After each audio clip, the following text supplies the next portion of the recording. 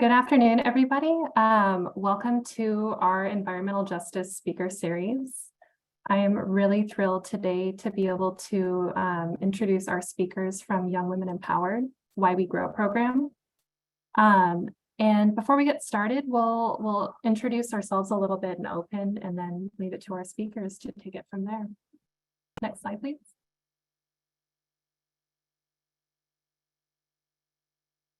As a reminder, today we are offering interpretation in both Spanish and American Sign Language. To access the Spanish language channels, you can click the globe on the bottom of your screen and you should be able to access interpretation there. Next slide, please. I'll introduce myself very quickly and then hand it over to my co-facilitator. But my name is Leah Wood. I am an equity and environmental justice consultant at the Washington State Department of Health, and I use she, her pronouns. And I'm helping plan this alongside my co-conspirator here today. I'll let them introduce themselves. Right, Squile, Sam Nestella to Sam, wants to not send us not. Good day, friends and family. I am Candace Wilson from Lummi Nation. I am the Tribal Policy Director for the Department of Health. I am so happy and glad to be here today and look forward to today's presentation. Haishka. Awesome, thank you. So before we begin, I like to open in a good way and recommend opening in a good way to help set the tone and the context of the good work ahead of us. In honor and recognition of the upcoming Mother's Day, I felt it was important to find a quote from a strong, powerful Indigenous woman who is a fighter, an advocate, and warrior for environmental health and wellness for the earth and for ourselves. So Winona LaDuke, she started her activism at a very young age, and she asked why is it so difficult to ask the question of why we need clean water. But here's her quote I chose for today. Power is not brute force and money. Power is in your spirit. Power is in your soul. It is what your ancestors, your old people gave you. Power is in the earth. It is in your relationship to the earth. Winona LaDuke. Haishka, thank you all. Once again, so excited to have you here. I will only be here at the beginning. I have to slip out for another meeting, and thank you for our presenters, our panelists, and looking forward to listening in on the discussion in today's presentation. Haishka, thank you. Leah. Thanks so much, Candace. So before we jump into our speakers, I just want to go over a little bit about this speaker series. So this is the fourth of 6 sessions in our speaker series. And really the intention of the series was to come together and to invite the people who are closest to the work of environmental justice to discuss their perspectives, their vision, and then to highlight the brilliance of communities around our state. Next slide, please. We have 2 more sessions coming up after this one. The titles have changed a little bit between this week and our previous weeks. I'm really looking forward to our next one, which will feature Nairi Petty, Fuduma Fido, Rowena Pineda, and Sharmi Ashmera, talking about kind of environmental justice and co-governance and having a conversation as agency staff and community members about what this looks like. Our last session will be on the role of community-based participatory research in achieving environmental justice and reducing environmental health disparities. featuring Dr. Anjum Hajat from the University of Washington, and then partners from the Duwamish River Community Coalition. I know that on Zoom, for some reason, it has added a few extra dates to the Zoom invite. We will be ending on May 24th. I apologize for any confusion with that. And so without further ado, I'm really excited to be able to introduce our next panel. It'll take me a minute to get everybody spotlighted, but we have some of the youth and staff from Young Women Empowered's Why We Grow program. And I'm going to actually just hand it over to you all to introduce yourselves, because I think you can do a better job than I can. But before we move on, I just want to say thank you for joining us, and we're really excited to have you here. So Nelly, it's all you. Wonderful, thank you. My name is Nelly. I use she and they pronouns, and I am WYWE's Environmental Justice Programs Manager. I am honored to help moderate this panel with some of our youth participants and interns, Andrea, Fatima, Jaydalen, and Emma. Before we dive into our introductions, I would love to just share a little bit about Why We and our GROW program. So Why We stands for Young Women Empowered, and our mission is to cultivate the power of diverse young women and gender expansive youth to be creative leaders and change makers in their communities. Our farming and food justice program, Why We Grow, based at Mara Farm, offers youth gardening education, paid internships, as well as tools and resources to grow food. And we have just started our 5th season farming at Mara Farm this year. Our goals in the program are 1, to create space for young people to access joy, healing, health, and embodiment in reciprocal relationship with our environment. We recognize centering BIPOC, queer, trans, and other marginalized youth that many of us are part of diaspora and experience trauma and separation at the site of the land, whether that's personally or ancestrally. So the value of our programs is really to create a safer space for our community to reclaim and remember our relationship with nature. Next, our goal is to develop skills. We call them skills for interdependence, so that we can take care of each other, recognizing dominant systems in the US, including our food systems, were not, designed and made to serve us. So some of the skills that we develop are gardening, woodworking, plant medicine, ecosystem restoration, and more. Next, our goal is to learn about and participate in environmental and food justice movements, past and present. And we're especially focused on South Park, where Mara Farm is, as well as just South King County. And that comes from a baseline recognition that there is context and history to all land that we are living, playing, growing food on, and also recognizing that it's absolutely fundamental to honor the original stewards of the land. So we're grateful to the Duwamish and Coast Salish people. And we also want to recognize that, it's not new for us to be involved in environmental justice. That's actually the absolute core of who we are and our ancestors doing this work. And then lastly, our goal is to love on community in solidarity. And we do that through sharing all the food that we grow at Mara Farm with the Waiwi community and South Park communities. We also share gardening resources, and we really appreciate showing up for other leaders in this space and kind of supporting their projects. So we'll dive more into kind of understanding the program and hearing from our panelists. I would love to pass it to them to introduce themselves. If y'all can share your names, pronouns, how old you are, and we'll start off with what's one of your favorite things about being at Mara Farm in the growing season. So I'll start with Fatima, and then you can pass it. Hello, my name is Fatima. I go by she, they pronouns. I'm I'm 18 years old and I go to Shawcrest High School. One of my favorite things about Mara or at the growing season is just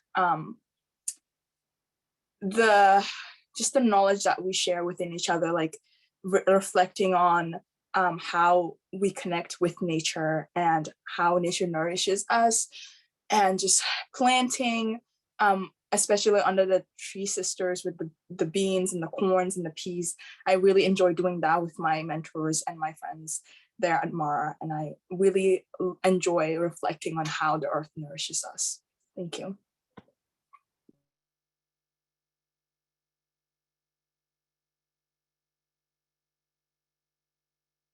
I'll pass it on to Emma. I'm Emma. I use she, her pronouns. I'm also 18. And my favorite thing about the growing season at Mara Farms is the way nature and the farm talks back to us. I love hearing the bird sounds, being with the chickens, interacting with the worms. It's such a great opportunity to reflect on our connection with nature and on personal growth, community growth. And I will pass it to Jaydalen. Hi everyone, I'm Jaydalen. I'm 15 years old. And my favorite thing about Mara Farm during the growing season is just how calm and peaceful I feel every time. I've been going to Mara Farm for a while now, about like 3 years. And every time I go, I know that I'll be in a very safe space, and I'm feeling and I always feel grounded when I'm there. And I learn a lot through my peers, and I learn a lot about myself by being in this space.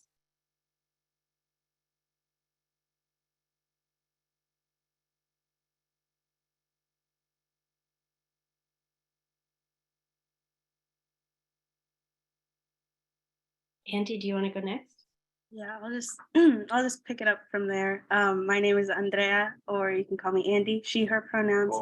I'm 19, and I actually live across the street from the Mara farm plot that Wiley has, which kind of leading into my favorite thing about being there during the growing season is like the aspect of community. Being there with Wiley feels like a very safe space. It feels comfortable, and I love the aspect of sharing things. I feel like being at Mara, I experienced abundance for the first time, just watching everything grow and all the colors and the wildlife and everything. So being able to earn wisdom from others and share our abundance with the community was a really beautiful thing for me. So yeah. Thanks, everybody. I can share briefly. Y'all really covered all the juicy things for sure. I really appreciate being at Mara Farm in an intergenerational community. Like, y'all have so much wisdom and also presence and like enthusiasm about being in relationship with each other in the land that it helps kind of ground me and make sure that I'm kind of prioritizing those values as well. And I think I'm in my flow state when I'm out there with you all. So yeah, just a lot of love for you and gratitude that you are willing to join us for this panel today. So we're gonna do more conversation style, so y'all don't feel the need to like pass it to each other. Just feel free to kind of jump in. But I'll start us off with the prompt of what has been one of your biggest learnings from your time in the Why We Grow program?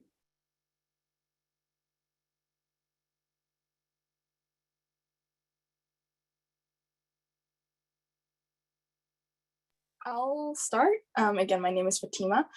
I think one of my biggest learning or takeaways from the Why We Grow program is just acknowledging how environmental justice is vital, and especially with the youth, and having mentors like Neli and Taya, who could not be able to be here today, to empower youth, to teach us how important this is, and especially in being at Mara Farm and knowing that we're helping the community there in South Park heavily, a very Native community and like people of color, and knowing how environmental justice impacts those communities, the marginalized communities, those minorities living in South Park, and just in general how environmental justice, just the inequities within the system, how those affect minority groups, and how us being at Mara Farm and the youth empowerment that is there,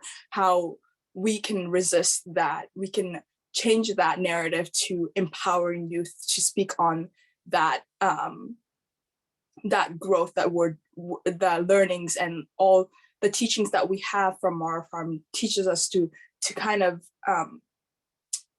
see the system in its inequities, but fighting that and resisting that mindset. So I think that's one of my greatest learnings from Mara Farm. I think one of my go ahead, Andy. Okay, I think one of my greatest learnings is that this work is so tangible, because I feel like a lot of the times we get caught up in greater, like high level or in the weeds policy discussions, and we forget that this work is literally about feeding ourselves and one another. It's about the poisoned soil. It's about caring for the land and one another in this time of climate crisis. And I feel like so much of that is lost in other environmental and climate spaces. And Mara is just a beautiful place where it's a space filled with joy, and where we're able to hold like what's been done to the land and to people, and the environmental racism. So I think those were my biggest takeaways. Yeah, just kind of building on that, I think a huge takeaway for me was kind of being hit with the reality of like the overall design of how like farms like Mara or other BIPOC farms that we visited throughout internships and otherwise are like placed in specific areas on purpose. Like our plot is it's like a dip. And so all of that pollution goes just straight into the dirt, and it collects actually on our plot because we're basically in the center of all those little pea patches and everything. And just kind of learning about all of that, kind of processing the grief of being placed intentionally in a food desert at South Park, or visiting other BIPOC farms and seeing this beautiful plot of land that they have, and it being completely overshadowed by some major construction for like gigantic apartment buildings, towers, otherwise, and all that dust, all those particles, all that pollution, just kind of contaminating what people's livelihoods are and what our wellness is. And the like processing that pain of our priorities as human beings and like sustaining ourselves not being on top, and everything else kind of coming second, and all that intentionalness. But through processing that grief in nature, also kind of realizing that we have a place in nature and we're allowed to feel that grief, and we're allowed to be outside and garden and take that back as kind of a way of processing for us, and not something that has to be painful or that we are forced to do, you know? I echo what everyone said. I think for me, it's just learning how important it is to find that connection outside, and feeling grounded and feeling safe in the outdoor space. I think a lot of youth, I feel our generation is sometimes very disconnected from the land, mainly because of society and what our generation is doing. But I think it's starting to shift and change into our generation just being able to connect with the land and be happy, and learning to give back to ourselves and the community.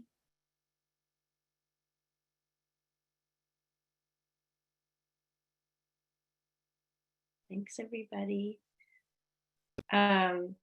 We can keep building on that question, but the next kind of piece I want to dive into is what have you seen as the role of community in this work, doing farming and food justice and kind of environmental justice more broadly?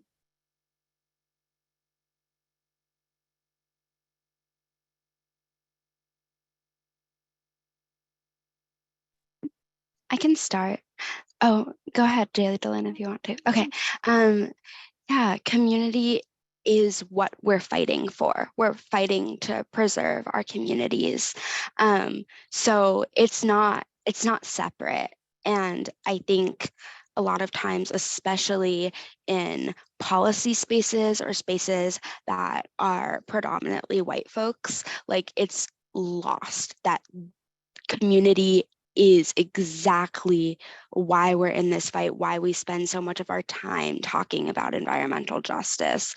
And it also, like, being in this with the Why We Grow community, for me, makes this work sustainable. Because if I'm just sitting on my laptop all day sending emails, it doesn't feel, that connection's not there. And I feel so lucky to get to be in this work with all of you, because not only am I reminded who and what I'm fighting for, but I'm also reminded, like, in our everyday interactions with each other, that like this is possible. We are each other's hope, and we hold for each other the big scary feelings. So community makes this fight doable for the long haul, because like the climate crisis isn't going away, and environmental racism is so huge. It's not like it's one and done. So yeah, thank you, Why We Grow.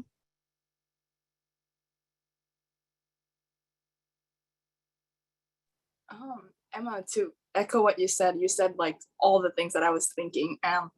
I think one of the things that I like when you said is like community makes this work sustainable. Yes, that is so true, because this is not an individual work. We sometimes, I feel like we get lost into this idea or mindset that we by sitting on our computer or laptops and like sending emails, and that is so important, yes, but having this community makes it a collective work and makes it like easier on ourselves to like, yes, grieve with each other, because this work is hard, yeah, but it also brings in the joy and like the passion for this work. And that's what I feel when I'm working with my peers and my mentors about this work, because it is a collective work, and a community is definitely needed and vital and important for change. And I'm so grateful to have a community that I share my passions for environmental justice and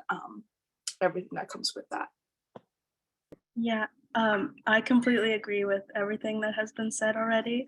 I did want to kind of take a step back just partially to acknowledge that sometimes community feels like such a natural thing. Like, yeah, I live in a neighborhood and sure, it's a community, but for me, community was something that I had never really experienced until fully joining Why We Grow and making those connections with community. And through environment, like it was very like eye-opening to connect with community in terms of environmental justice and, you know, the food like injustices and racism and everything in the system. Because when you learn about that initially, it feels very isolating, especially as a young person. It feels like the responsibility of the environment, you are kind of placed in a, you are our future.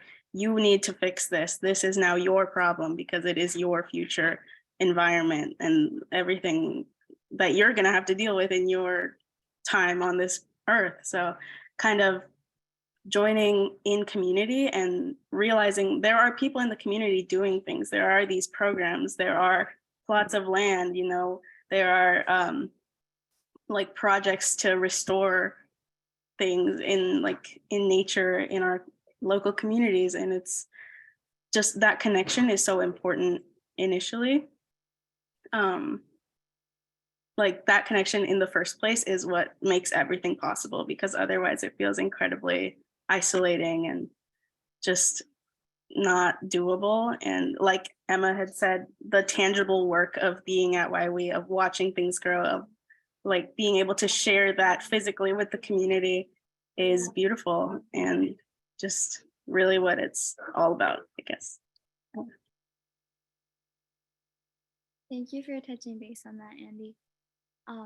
I think for me, how community, one thing that the co-executive director of Wiley shared at our gala is if you want to go fast, you go alone. But if you want to go far, you go together. So I think that's like how important community is just in any aspect of your life. I think if you want to grow far, like it's good to do that interpersonal work. It's good to fight for what you want. But when you do it together out of love and out of joy, then I think great change can happen without going too hard on one end, going too hard on the other, but just finding that sweet balance of how you can do it together. Find your why and just continue doing whatever it is. Yeah. I also just wanted to add that also community holds us accountable to the work that we're doing. And because we need that sometimes, that we stray away from, like Jaydalen, what you said, why we're doing this work. And I think that community kind of brings us back to like our end goal, and holds us accountable to be doing the right things, and to be remind ourselves of why we do this work. And because we are passionate and we love this work, that's why community is so important.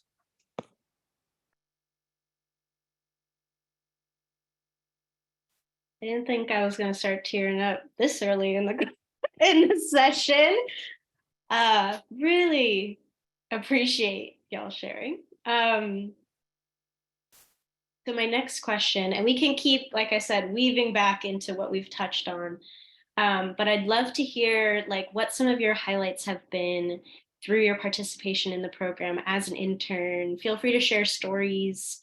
Yeah.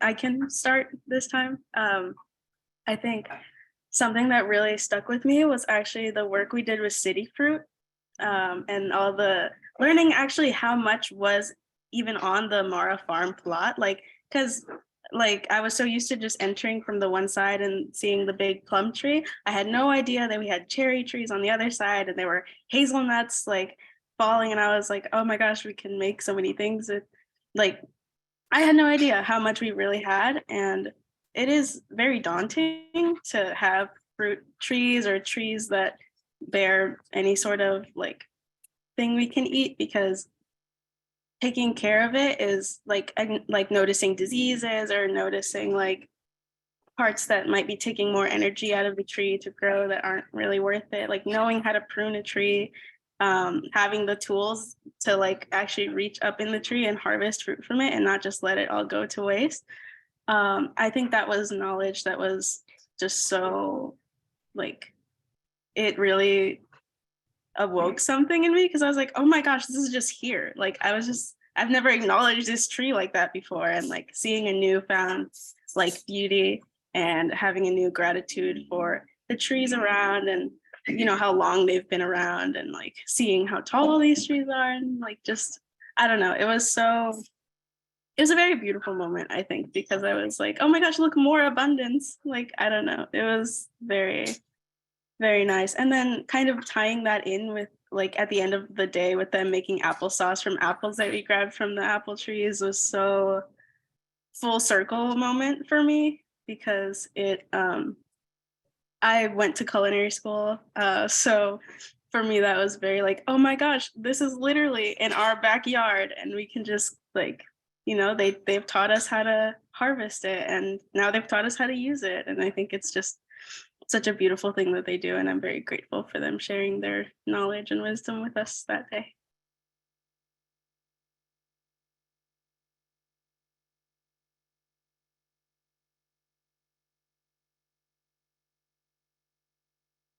I will go next. Andy, I want to echo what you said about City Fruit. They were just amazing. I have never seen a hazelnut tree before until I joined YW, and I was like so baffled.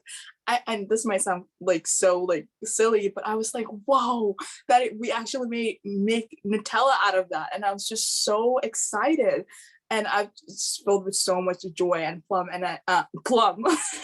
And yeah, and we actually like had to like take the plum out of the trees, and then making jam was one of my favorite part of the whole day. Just like making laughing, all the laughter that we have at Mara Farm just like warms my heart. And one of my favorite things was the young ambassadors from Brazil that came to the farm, and oh God, just hearing them being like so passionate about what they do, and seeing young people from a different country, different continent come to us and like share their experiences was just amazing to me. And I was just like, my passion for this work, it reminds me of like why I'm in this work, why I have a club at school. Just like, it warms my heart to see that young people are being supported and being empowered to just speak their voice, like make their voices heard with this work. And I was just so proud. And yeah, just all the laughter at the farm just makes me just smile every single day, and I could not trade it for the world.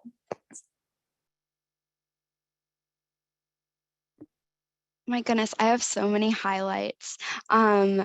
Everyone knows I love the chickens, and I really love the full circle moments of like getting to feed them the kale we've grown.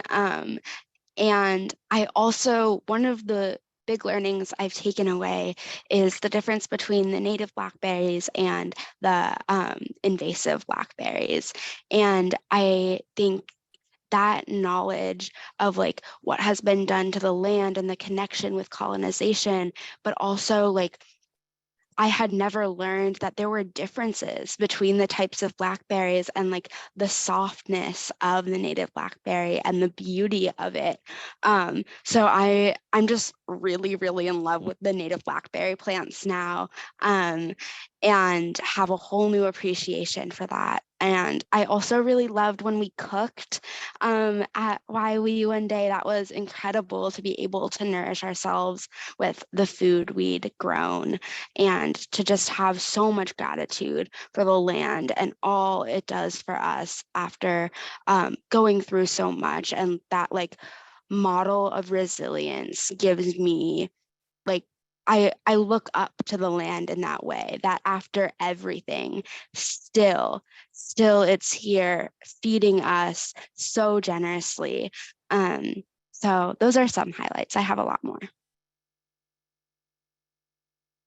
I think some of my highlights are just how I think I found my why in life. That why, like what I want to do, just like why I'm existing, what I'm here to do on this earth. I feel like we all have a why, and I think I found it by being a part of Mara Farm. I had the gracious opportunity to join the team this spring, and just seeing all the abundance through this work of working with the land. It's so beautiful. Like I feel like gratitude is my attitude. I keep feeling that. That's the whole thing. That's my whole like, I don't know, my whole feeling for this year is just like feeling immense gratitude for this space, Mara Farm, and the people that are involved in it. I also echo all my peers and just what they've shared, all the memories. I think, yeah, just creating moments of joy and positive impacts with the land is something like a great highlight for me. And like finding my why is one of them. Really quickly, I just wanted to go back to me, I guess, because what Jaydalen said really resonated with me. I think I joined Grow at a time where, as I had just mentioned, I was doing culinary school and I was feeling a lot of burnout because through my school and through the school system that I did culinary school at, it was very difficult to feel ethical in participating in it because there's so much food waste in culinary school, and even in just the, straight into the workforce, there's all this food waste. It's very hard to find people with sustainable practices in the culinary industry. And so it was very conflicting for me because my professors would be telling me one thing and being like, oh, throwing this away is fine, or that's not like, that's not usable, or that's not whatever. And then being taught this new kind of, that is usable, everything is usable, you can do all these things with everything, and be sustainable, give it back to the earth, or feed the chickens with it. Literally, there's so much to do with all of this food. Like, nothing is really food waste. Like, you can repurpose all of it.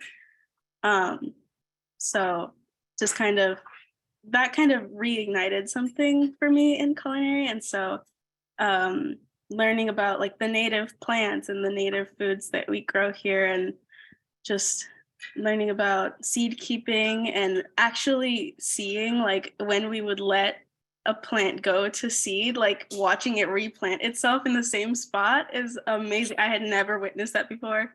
So that was really cool to experience. And I just think that making the connection with the land that brings us the food that we eat really reignited the passion for me in terms of culinary arts, and kind of reaching for that sustainability, that cultural connection with food is just like, I feel now that I am stewarding a new thing with food for others, and being able to share all the knowledge about where the food comes from and how to, sustainably prepare it and eat it, and then what to do with the rest of it. Like, just very full circle. For me, it's all about like full circle, finding a purpose, like Jaydalen had said.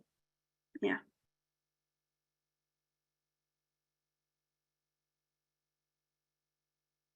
Oh my gosh. Now I'm really like smiling really bad. Right. Okay. My next question is knowing, we're on here with King County Department of Health. I'm curious what y'all would love to share with folks working in the county and the state and the city. What would you like them to know about this intergenerational, intersectional climate movement, food justice movement work that y'all are doing, knowing that a lot of them are doing the work within these systems, and like, how can they be allies to us? I don't mean to take the mic back so quickly, but what really stuck with me and what I really want to talk about, I think, today is the soil testing work we did with Dr. Malone. It was like just amazing. I think Neli could probably do a better job describing that, but I think learning about like organic compost and just regular compost, and learning about just the contaminants that are in the soil and in compost through just there's so many different factors. And it really stressed me out when we did the soil testing, actually, because being like, I cannot believe that is in our soil, but also learning like what we can do about it, like the things we can and can't plant in contaminated soil. And also feeling very frustrated that that is not knowledge that is kind of shared with us when the land is shared with us. It's just like, here's this plot of land, which is, amazing, but also I feel like it should be tested. It shouldn't fall to us to test the soil and find out what the contaminants are. Like, that should be knowledge that is given to us with the land, because the contaminations, or the major contaminants, are not the community's fault. This is like in Mara Farm, it is like the Boeing, like all the planes that are passing, like so many planes pass just daily, and all of the runoff from the freeway, there's motor oil, there's like heavy metals. Like, it's just something that shouldn't be hidden. I know also, not just in terms of soil, but also in terms of the water, that the water was not drinkable on the plot for Mara, and Neli and Taya mentioning that they didn't even know that for the first however long that they were on that, and that they were just drinking it and they didn't know, and somebody came by and was like, you should not be drinking that water. and just things that should be told to us, like, why is that not a priority to test that? Why aren't the funds there for that testing to happen? Why does it have to fall to us and into, like, we have to do it out of pocket, or we have to find a way to, find these things out for ourselves, and that our health is not put first in these situations,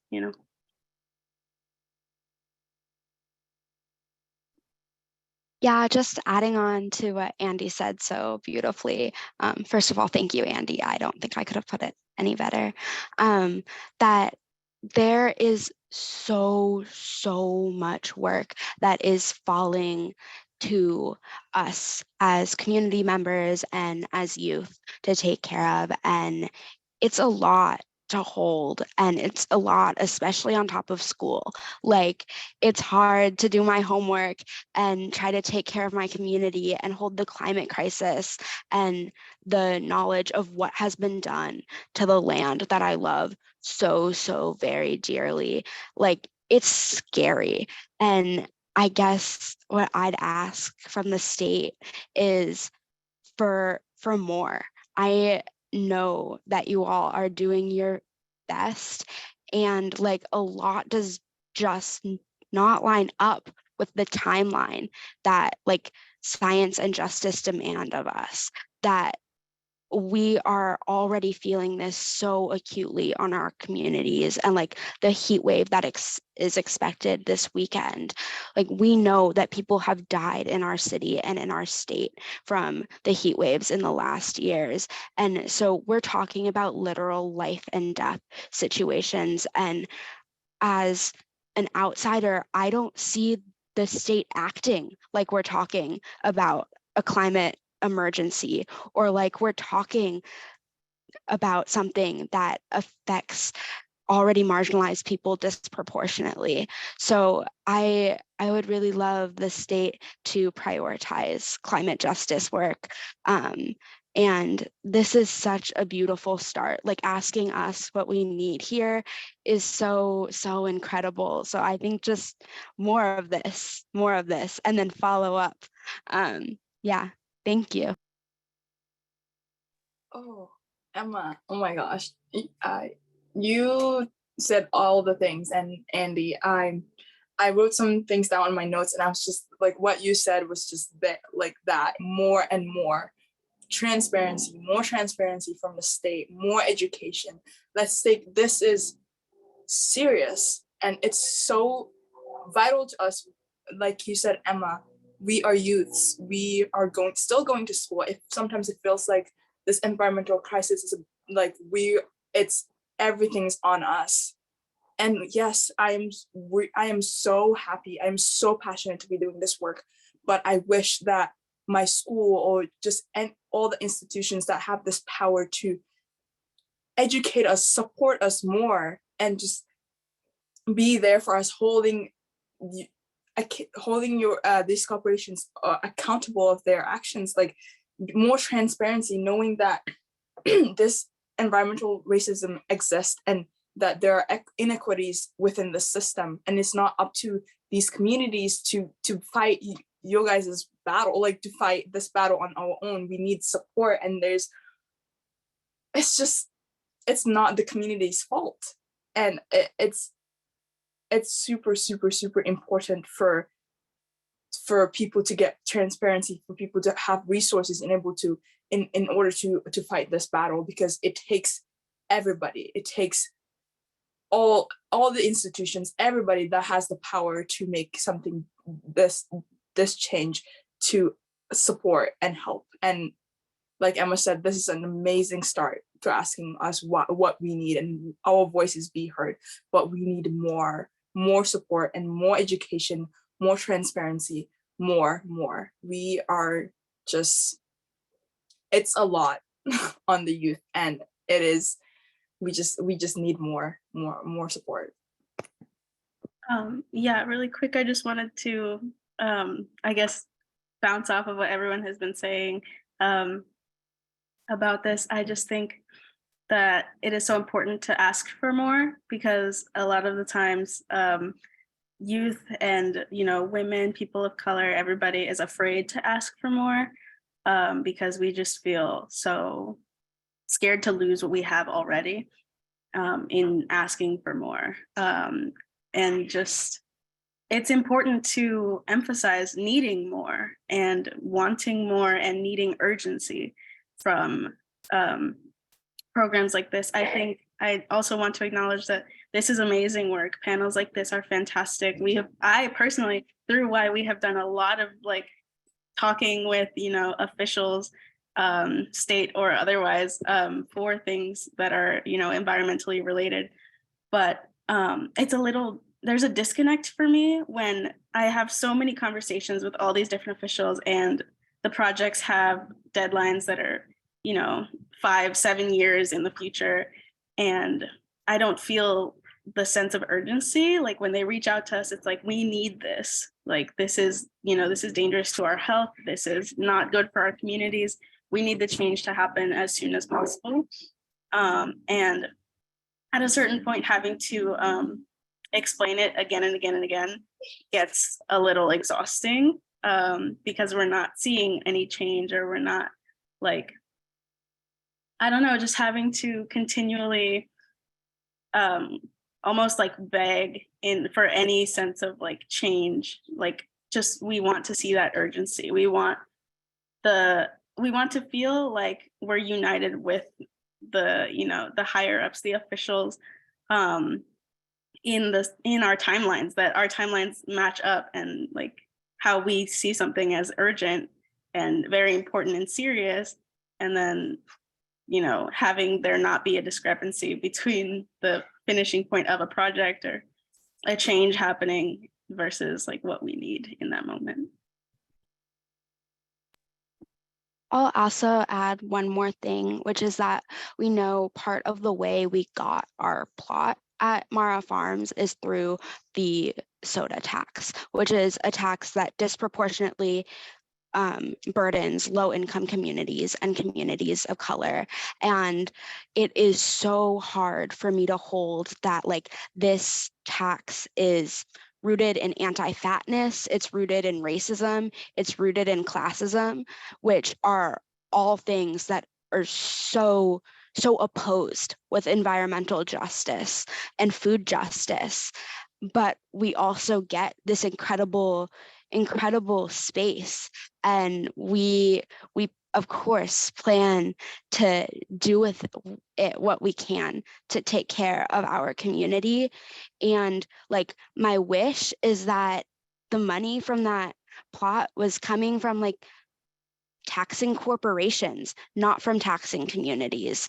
And that's a big hope, and it's real, and that would be in line with environmental justice.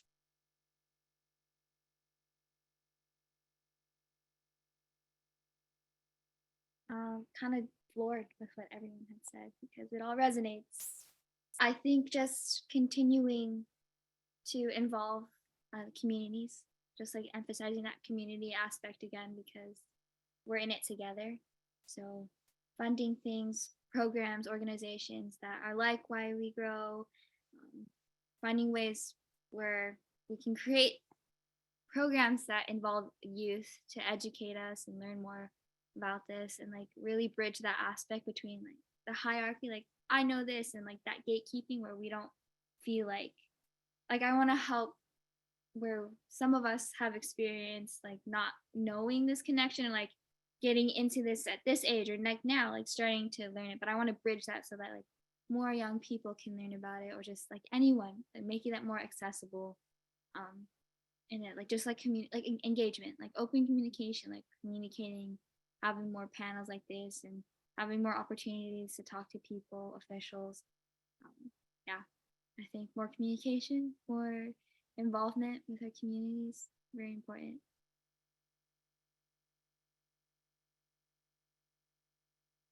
Thank you all so much.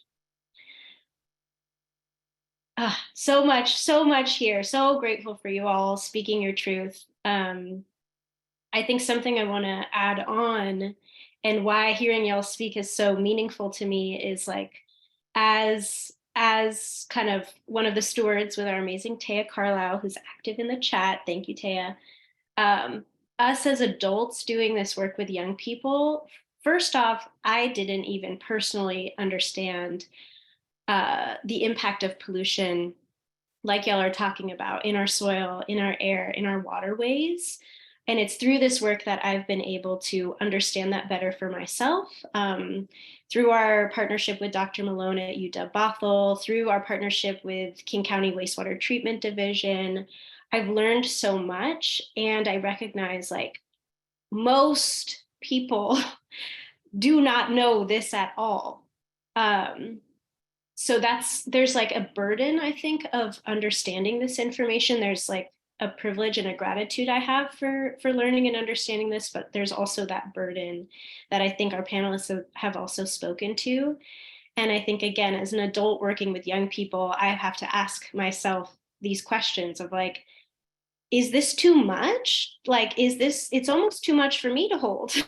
Like, I have sat on the phone crying with Dr. Malone about like, wow, the impact of pollution on the earth and the earth that we are in participation with.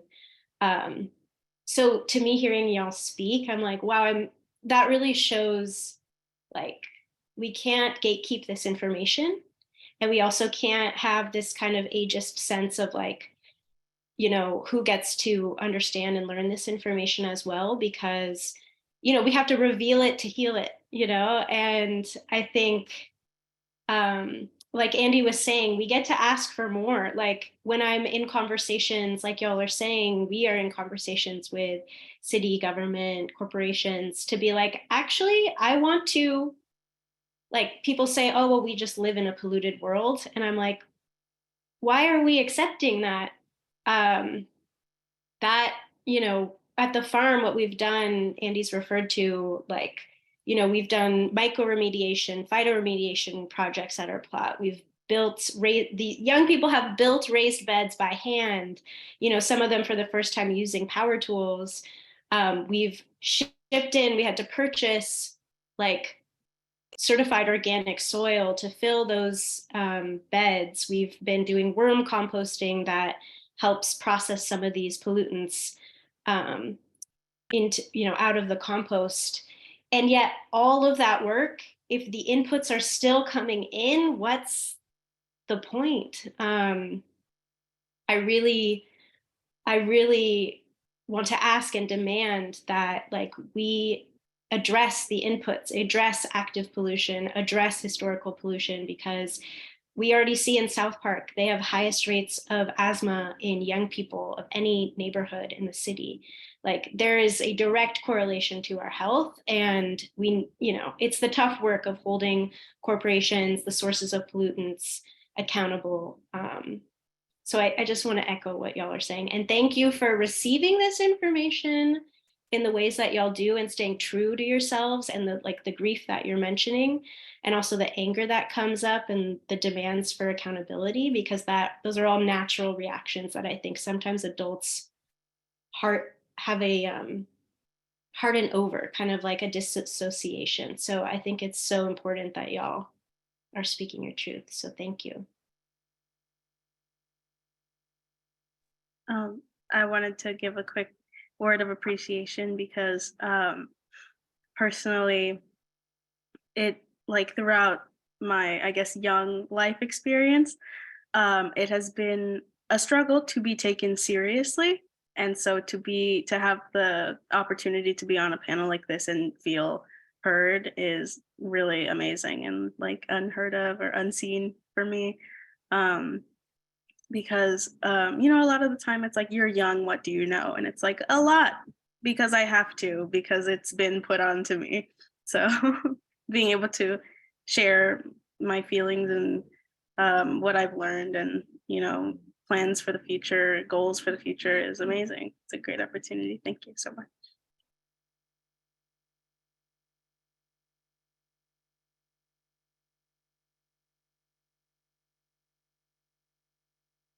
Thank you all. Leah, is it about time for us to direct Are questions to the audience? Yes, I think it is. We've got a couple of questions in the Q&A, as well as just a lot of love happening in the chat. Really appreciate you all for being here today. Before we jump into some of these questions, I just want to kind of share some appreciation for the words that you shared. I think there's a lot to be learned from the ways in which you've centered love, joy, community, and frankly, magic, it sounds like too, in facing these really real challenges of environmental racism, of climate injustice. And I wanted to share something that we talked about, Neli, when we were first meeting about this panel and thinking about what it could look like. And part of the reason why I invited you all to come here, which is that Why We Grow is a program that exists within a just future. So in this ideal future that we're all working towards, we're all striving towards, where environmental justice is achieved, Why We Grow would still be a part of that. And I'm just really grateful for you all for sharing that. And I definitely wrote down the phrase, find our why also, because I think that's lovely. And then lastly, I want to reiterate that you shared some very tangible steps that we as state agency staff can take to support your work, to kind of get ourselves out of the way of this work as well. And to really kind of honor and validate what you shared around how we can address these issues with urgency and also with transparency and accountability and partnership. So thank you all for that. So I want to invite folks in the audience to put your questions in the Q&A and the chat, and we'll answer them in the order that we receive them. I know that Emma, you typed a response to Sancha's first question, but I want to give folks a chance to add on to that as well. So I'm still going to ask it, and then if you wanted to read your response or to expand upon it, it's all you. So their question is, I love this community youth program. I often talk about having to seek out culturally relevant education and anti-racism teachings that we do not receive at white supremacist, I think K through 12 education. Had this program provided learning and or belonging that was not provided at school that you wish had been? And so maybe I'll pass it to you, Emma, to answer first, and then we can have other folks jump in from there. Yeah, sure, I can answer first. Yes, there is so much learning that does not happen at school. And I feel a lot of angst over the fact that the world is burning. People are already feeling the effects of the climate crisis, disproportionately impacting marginalized people. And we're in class learning things that don't feel applicable, that feels like, I'm like, y'all, 2030, what are we doing? Like, how are we taking care of our community? And they're like, essay due on Friday, let's go. And I feel so often isolated in this feeling at my school of like, I don't know that I can write this essay when I feel the weight of the world, and when I am so sad and so scared and so angry at what's happening to the people and places I love. And I'm angry at the way history is whitewashed, all the things we're not learning, the fake history we are learning, and stepping on to the Mara Farm plot and learning like the actual history of our city and learning about the Duwamish River, being with the river, being with the soil, being with the people who have taken care of the river and the soil. And that to me is history class, but it's also so much more than that. It's like fighting for our future, being with each other. And it's like these people on this panel, like, these are my family. These are the people who like take care of me, and I know that I take care of them. Like, this to me is like where I belong. And I also feel like they've all given me the ability to take this back to my school community, and bring it to a place where it's maybe people aren't already on the same page. So you all give me the strength to do this in harder settings too. I think I think that was I resonated with that a lot, Emma, because that feeling of the weight of the world on top of you and that huge responsibility and the kind of just blase nature of teachers or even employers or anything of like, hey, we're gonna, I learned about Monsanto in a movie in class one day. And I was just going through like every stage of grief, and everyone else was like, oh, I hate that I have to write a paper on this. And I was like, are you not listening? Do you see the impact of this? Do you see the effect of this? Do you see what has been taken away from us? What is not clicking for you? Like, why am I like literally grieving in the middle of like this class, and everyone else is just so able to continue with their work and just act like nothing? Like, that was a turning point for me of like just the knowledge that we don't have, or that we're not given, or that is even hidden from us. Like, it was for me learning what was in season and what wasn't at a certain part of the year. And kind of, it is, when you think about it, it's like, oh yeah, not everything is in season all the time, but we've kind of made it in like through capitalism, we've kind of made it so that everything is available all of the time. I didn't even know what was in season and what was local, and acknowledging the carbon emissions of having to bring something from across the country, across the globe, for us to just be able to eat it. And just like realizing all of these things that are not taught to us. And it's just very disheartening, I think, when you learn all these things and you learn what's been taken away from you, in terms of seed keeping, and kind of grieving that. But the curriculum kind of being like, well, it is what it is. What are you going to do about it? Monsanto is a huge corporation. You can't do anything about it. Nobody can do anything about it. And it's just like, well, we have to do something about it, because it can't keep going. It's not healthy for us. This is detrimental. This is exploitation at an insane level of just power and overall domination of our food, like our nutrition. And it's not, it's like, it feels very non-compatible when you see it as like an individual against this giant,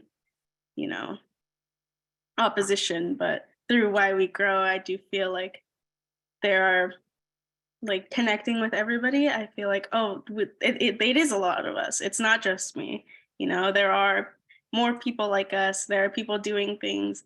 We're all trying. And that's really important for me to remember, because it's not something I was not given hope through school. I was not given knowledge. I was not given community. I was not given anything.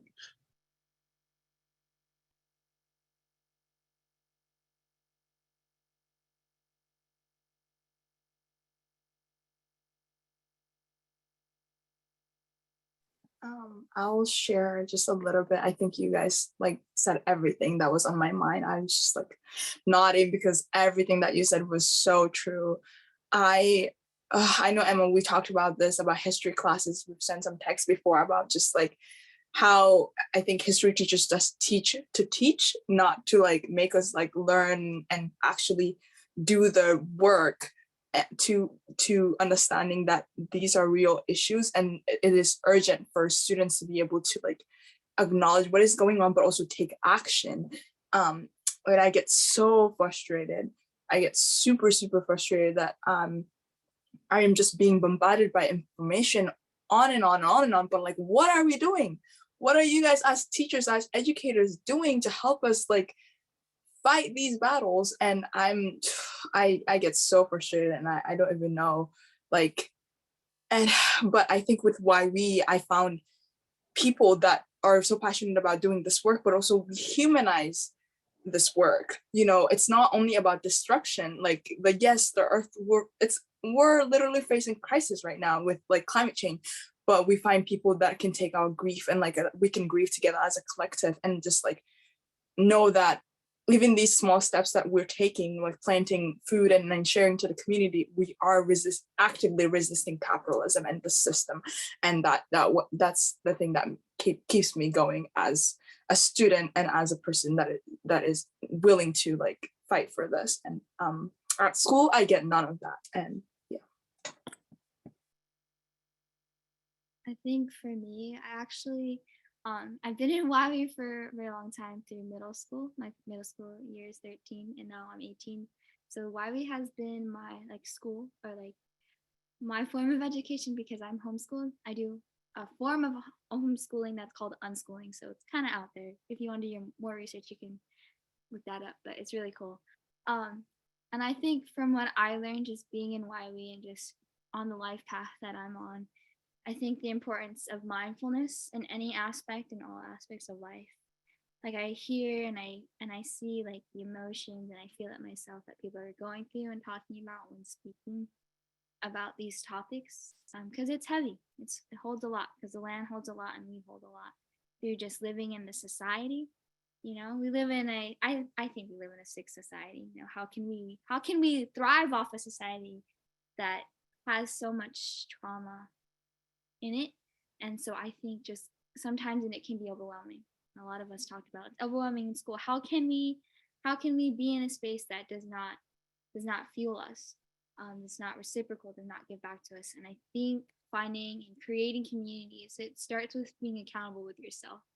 Sometimes when I think things are overwhelming outside of me, the world, the opinions of other people's, the expectations, I think a great thing to instill is mindfulness within yourself.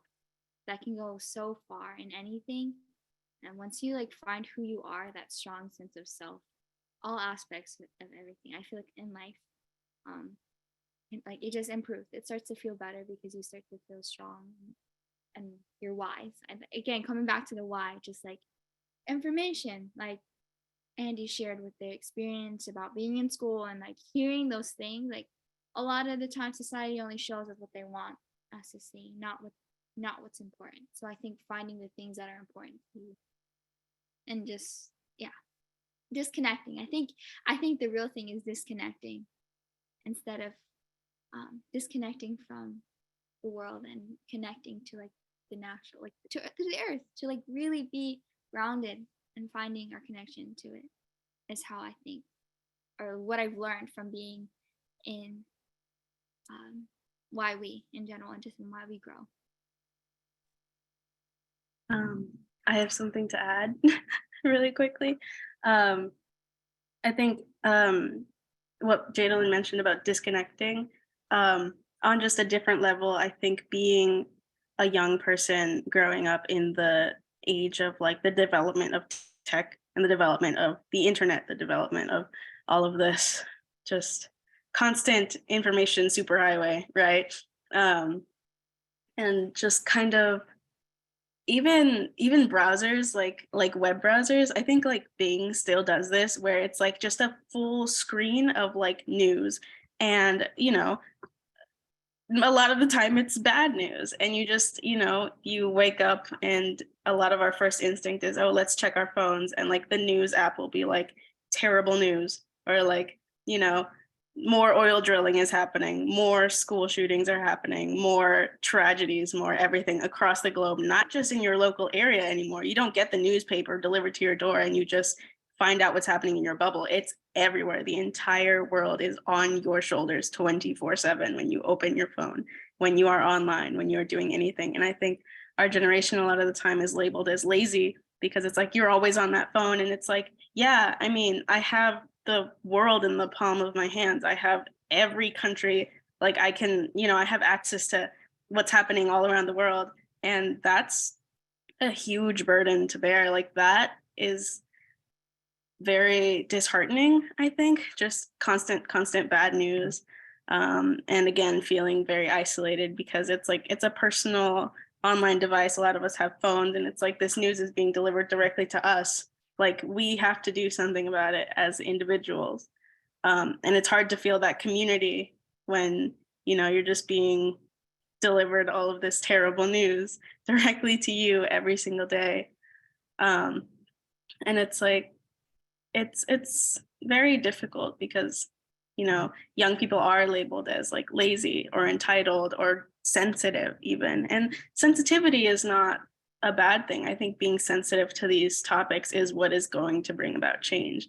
But I think having that much access to it, I think disconnecting is a very important thing. Finding things like Mara, finding community, finding people that, you know, align with your values, that are working towards the same thing of positive change, and bringing all these things together is incredibly important, because it's so easy to drown in the grief of everything that's happening in your community and around the world, because we are the first generation to have all of that at our fingertips. So. Thank you all so much for sharing. Yeah, I think the one piece that I just wanted to add on is like how lucky I feel that this is my job. When I was y'all's age, one of the professions I wanted to explore was being a teacher. And I just want to like uplift that being a teacher within, you know, public school systems, private school systems, is like so challenging. It's folks are not set up well. Myself, even like, you know, going into schools to do presentations. I got to do a presentation with my amazing coworker Carissa on advocacy.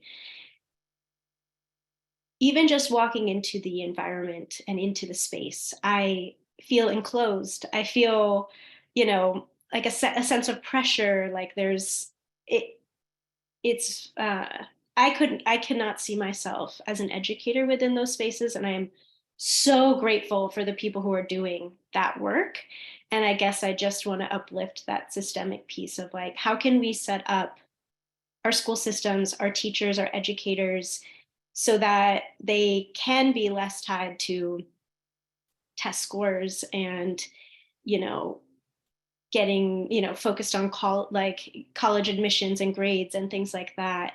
And how can we support them within the school systems to get to do like the work that I'm so lucky to do at YWE, getting to do education in this really, really different way. And it's all based in relationship. And like you were saying, Andy, like the sensitivity and like what y'all are talking about with the grief as well as the joy. I think specifically the fact that I get to do education work where every young person says their name into their space, every young person gets to share at the start of program how they're feeling, what they're bringing in, and as we close the session, they get to share their reflections on what we did that day, from like finding a little snail to connecting it to like environmental justice. They get to share their experience and have that valued. I think there isn't space for that in the school systems.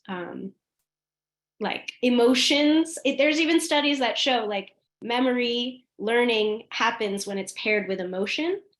Especially, I feel like y'all are saying not just the bad news, but also the sense of hope, relationship, community, the space to like feel all of our feelings, to be embodied, like that connects to the why, rather than like you were saying, Emma, I got to write this paper and it's due on this date and I'm distracted.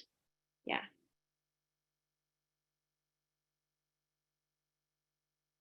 Wow, y'all. I honestly am speechless. This has been absolutely wonderful to share this space with you. I know that there are a few more questions in the chat. I do want to ask a last question before we start closing out the session, which is just how can people stay engaged and learn more about why we grow and to support your work also? So I want to open this up in terms of how we can stay engaged and keep this conversation going past the end of this hour, or this half hour, 1.5 hours.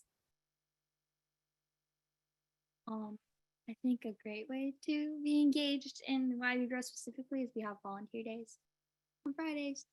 So if you're curious to learn more about the community and just learn about the impact through like the people that volunteer that have been involved in the YWAY community, just learn their stories. I think it's a great way to get involved with Grow and learn more about it. There's also mentorship opportunities if you want to mentor.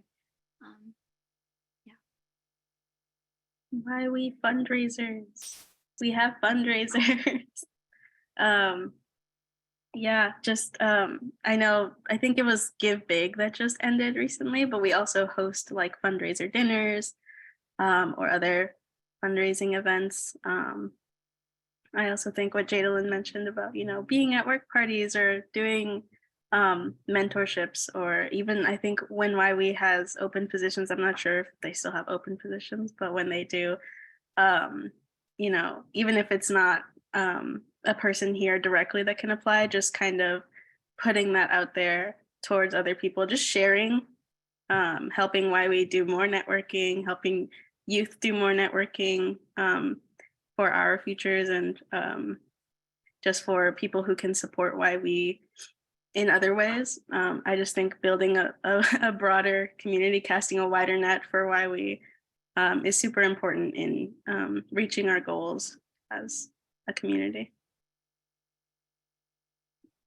Yeah, I agree with both of those things. And I'll also add on to engage more sustainably with environmental justice work through YWE and broader than YWE. So that could look like taking some of our suggestions and applying them to your work, whether you work with the city or state or something else.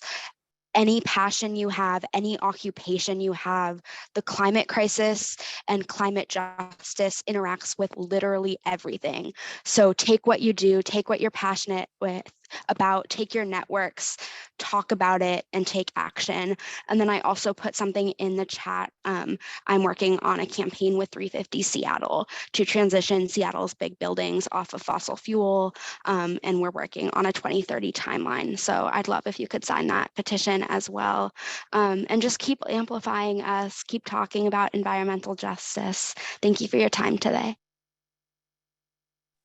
I would like to add one more thing. I think it's super important to tell young people to sign up for YWE programs, to encourage them to just sign up and see what they are interested in. I know that there's YWE Grow, YWE Write, YWE Speak, and all the other lovely programs. I would say that just encouraging young people to sign up for this program because it is super important. And I love this community and I am super grateful. So thank you.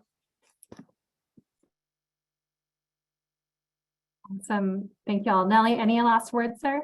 Yeah, y'all are great representatives of YWE. I'm like, wow, I didn't even think to say all of those things. Very thorough. I put a link to our volunteer sign up days. And to Andy's point of fundraisers and community events, we're having a community gathering this, what is it? June 17th. So I think I have a link. I'll put that in the chat. Y'all are welcome to join us. Yeah, and I'll also put a link to our summer programs if you know young people who are looking for opportunities. And then, yeah, I think a big piece, we're so like grateful to have our work funded. And I'll say that specifically, we're trying to create more economic opportunities for young people and provide paid stipends for our internship this summer. So yeah, consider, funding opportunities as well for us, because we're trying to kind of maintain that program in particular. Awesome. Thank y'all. So I think I want to close today's session out a little bit differently than we typically do, which is kind of on our terms and with a reminder about the next sessions. There's a next session next week. Please check it out, everyone, if you're interested. But in our last 5 minutes together, I'd love to just hear if you all have any closing words. And before we jump into that, I just want to say thank you again. And also a huge thank you to Candace and to Natalie my team behind the scenes, as well as our interpreters, Laura, Ed, Amber, and Joey. It's been absolutely wonderful to work with y'all. And so I'll hand it over to you all for any closing words in our last 5 minutes.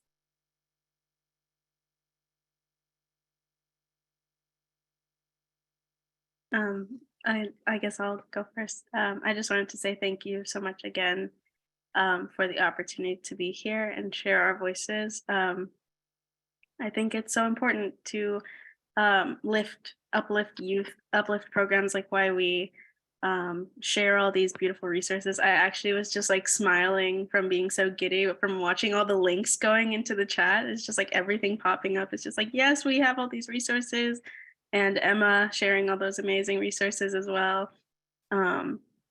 I think it's just so beautiful to be here with everybody and feeling really like held, and not so much as if like it's not us against something, but it's us all together, right? It's not like fighting for our point, but just a conversation and communicating and being in community together.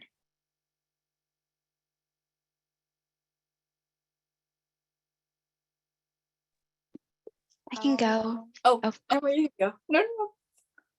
Okay. I would like to echo what Andy said. I am super grateful to be here. I think that it is super important to have young people's voices in spaces like this, and just grateful and to know that again, this is a collective work, and it is just not up to one individual to make change. I think it takes everybody to fight for this and to just empower everybody and hold everybody accountable. And it's a community, and I am just super glad to have YV as a community to start. And I am super grateful to broaden that community in other spaces. And I think that yeah, it takes all of us to fight this. So thank you for having me. Yeah, I want to echo that as well. Thank you so much for your time today. It means so much to me and to us. And just again, carry this into your life. Climate justice isn't a one-time thing. It's every conversation, it's every act. So please keep that in mind. And then while I have the privilege of having the floor, I wanted to uplift the Stop Cop City campaign in Atlanta, Georgia, where they're doing such important racial and climate justice work, and they need all the solidarity they can get. So if you have a second to check that out, that would be incredible.